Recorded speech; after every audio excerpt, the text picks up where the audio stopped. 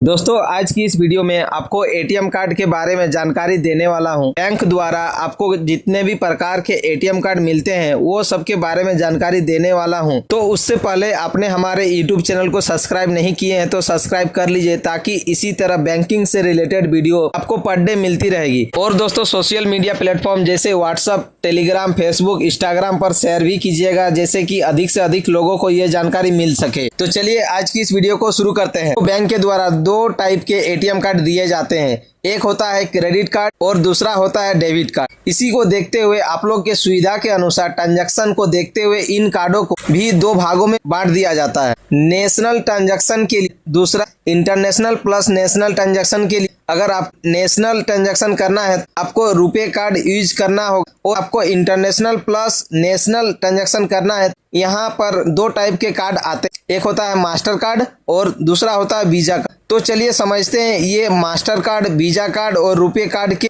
बारे में आखिर ये होता क्या। सबसे पहला कार्ड आता है वो है रुपए कार्ड। रुपए कार्ड एनपीसीआई यानी national payment corporation of India द्वारा 2014 में स्थापित किया गया था। यह एक टेक्नोलॉजी या सर्विस है जो कि एनपीसीआई द्वारा बनाई गई थी 2014 में। और ये जो कार्ड है ये पूरे भारत में, और इस कार्ड के मदद से आप पूरे देश में एटीएम से कैश भी निकाल सकते हैं। पॉइंट ऑफ सेल पर खरीदारी करने पर ऑनलाइन भुगतान करने की अनुमति देता है। यह भारत के सभी बैंक द्वारा समर्पित है। मतलब कि दोस्तों जैसे net banking, mobile banking, UPI ये कार्ड के थ्रू इनेबल कर सकते हैं, मतलब यूज कर सकते हैं।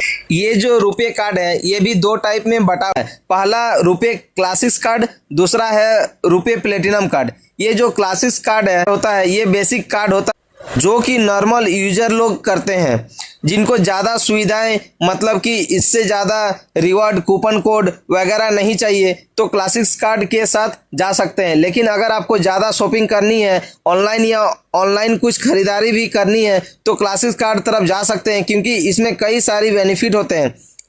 मतलब कि दोस्तों अगर आप रुपए का प्लेटिनम कार्ड यूज करते हैं तो कोई भी त्यौहार के टाइम बहुत सारा ऑफर मिलता है, जैसे फ्लिपकार्ट हो गया, अमेजन वगैरह में होता है। देखिए दोस्तों यहाँ पर आपको एक चीज़ समझना होगा, जितना ज़्यादा सुविधा वाला कार्ड लीजिएगा उतनी ही ज़्यादा चार्ज भी देनी होगी। अगर आपको बस बेसिक ज़रूरत है तो क्लासिक कार्ड ले सकते हैं चार्ज, और अगर आप प्लेटिनम कार्ड लेते हैं तो उसका क्लासिक कार्ड के तुलना में थोड़ा सा। अब रुपए कार्ड का फ़ायदे की बात करें तो कई सारे फ़ायदे हैं। लो मेंटेनेंस चार्ज, मतलब कि दोस्तों ये जो रुपए कार्ड है इसमें कम मेंटेनेंस चार्ज देना पड़ता है। दूसरा है ऑल इंडिया पेमेंट सर्विस मिलती है, मतलब कि पूरे भारत में आप कहीं भी इसे पेमेंट कर सकते हैं। तीसरा है easy and fast payment method, मतलब कि दोस्तों ये सबसे सरल और सबसे स्पीड पेमेंट मेथड, मतलब ये सबसे ज़्यादा ये इजी है और सबसे ज़्यादा स्पीड काम करता है अदर कार्ड की तुलना में, क्योंकि ये इस भारत का खुद का कार्ड है। उसके बाद चौथा बात करें तो ऑल बैंक सपोर्ट रुपए, मतलब कि सारे बैंक रुपए कार्ड को सपोर्ट करती है इंडिया में। इसका डिसवांटेड की बात करें तो एक ही डिसवांटेड है, इस कार्ड के जरिए इंटरनेशनल ट्रांजैक्शन बहुत ही कम देशों में आप इसे यूज कर सकते हैं। नेक्स्ट कार्ड आता है वीजा कार्ड। मैं आपको बता दूं वीजा भी रुपए कार्ड की तरह एटीएम कार्ड होता है, बस इसमें अंतर ये होता है कि आप रुपए में नेशनल ट्रांजैक्शन कर सकते हैं, लेकिन अब यहाँ पर आप इंटरनेशनल ट्रांजैक्शन के साथ साथ नेशनल भी कर सकते हैं। जैसे कि आपको यहाँ पे इंटरनेशनल ट्रांजैक्शन की सुविधा मिलती है, लेकिन आपको यहाँ पे चार्ज भी देने पड़ेंगे। जो भी इसके चार्ज होंगे, दुनिया की सबसे बड़ी पेमेंट नेटवर्किंग सर्विस जो अगर है किसी की तो वो वीजा की ही है, और सब नेटवर्क का कैप्चर वीजा कार्ड द्वारा ही किया गया है। अब कार्ड की टाइप का बात करें तो वीजा कार्ड में भी 3 टाइप के कार्ड आते हैं, एक तो क्लासिक होता है, एक प्लेटिनम होता है और एक रुपए की तरह, लेकिन इसमें एक नया कार्ड आ गया है, आता है गोल्ड कार्ड। तो इसमें क्या होता है, जो क्लासिक कार्ड होता है वह एक बेसिक कार्ड होता है।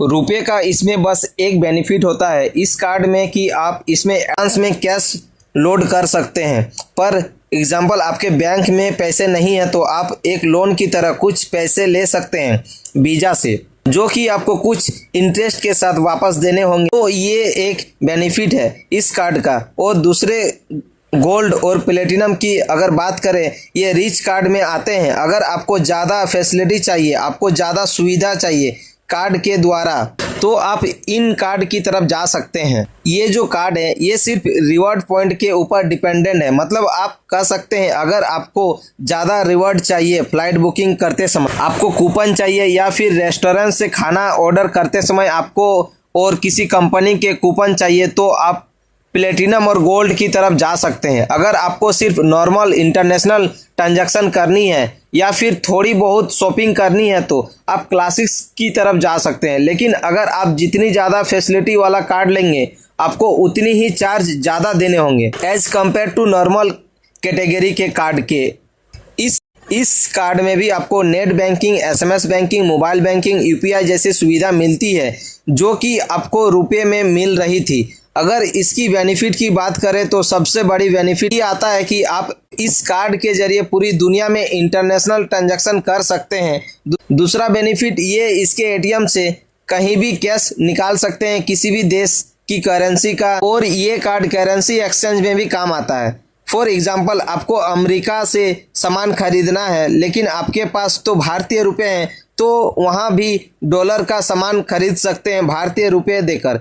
तीसरी बेनिफिट की बात करें, आपको ट्रेवल पॉइंट बेनिफिट मिलते हैं जो कि वीज़ा के थ्रू आपको हर कार्ड में इसके प्रोवाइड किए जाते हैं। क्लासिक्स को छोड़कर डिसवांटेड की बात करें तो इसके जो चार्ज हैं रुपये और मास्टर कार्ड की तुलना में काफ़ी ज़्यादा है। तीसरा कार्ड आता है वो है मास्टर कार्ड, जो है वो same to same Visa card की तरह ही होता है। इसमें भी आप इंटरनेशनल ट्रांजैक्शन कर सकते हैं, नेशनल ट्रांजैक्शन कर सकते हैं। साथ ही साथ डिफरेंट इतना सा है कि इसका जो मार्केट कैप्चर है वो कम है वीज़ा की तुलना में, या फिर कह सकते हैं ज़्यादा जगह तक फैला हुआ नहीं है जितना वीज़ा वर्ल्ड में फैला हुआ है।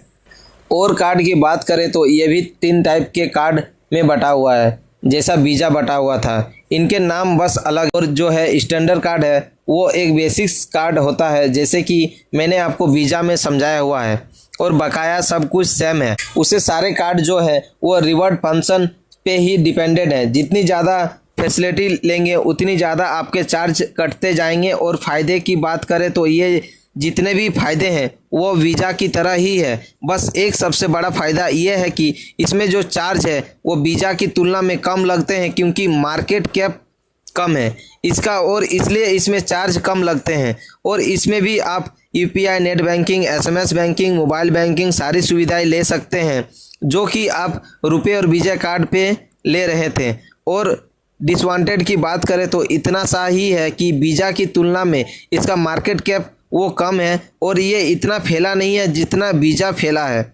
वाइड कैलकुलेशन पे आते हैं कि हमें कौन सा कार्ड यूज़ करना चाहिए। अगर मेरी मानो तो अगर आप इंटरनेशनल ट्रांजैक्शन की ज़रूरत नहीं है या फिर आपको बाहर किसी भी शॉपिंग वाली वेबसाइट से शॉपिंग नहीं करना है तो आप रुपये कार्ड की तरफ जा सकते हैं क्योंकि इसमें फालतू के चार्ज आप क्यों दो।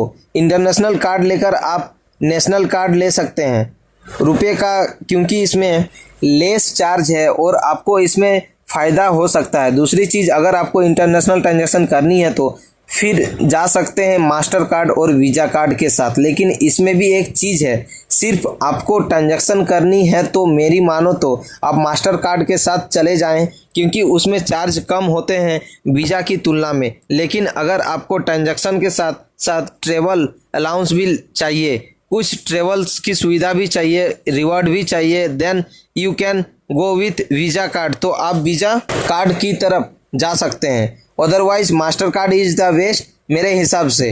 घर में एक इंटरनेशनल तो होना ही चाहिए। मान लीजिए आपको कभी ज़रूरत पड़ गई, कभी आप बाहर चले गए, कभी आपको पेमेंट की ज़रूरत पड़ गई, वहाँ तो आपके पास वे कार्ड होगा या फिर वीज़ा या फिर मास्टर कार्ड, तो आपके सुविधा हो जाएगी। तो बस यही था पूरी वीडियो में। मैंने आपको तीनों कार्ड के बारे में पूरी जानकारी दिया। अगर आपको अभी भी कोई डाउट है इन कार्डों से रिलेटेड तो आप मुझे कमेंट बॉक्स में कमेंट करके पूछ सकते हैं या फिर सलाह दे सकते हैं, कोई अगर आपको सुझाव है तो। और हमारे यूट्यूब चैनल पे नए हैं तो हमारे यूट्यूब चैनल को सब्सक्राइब कर दीजिए और वीडियो को ज़्यादा से ज़्यादा शेयर कीजिएगा ताकि अन्य व्यक्ति को भी इसकी जानकारी मिल सके। चलिए दोस्तों, आज के लिए इतना ही, फिर मिलते हैं नेक्स्ट वीडियो में। तब तक के लिए धन्यवाद।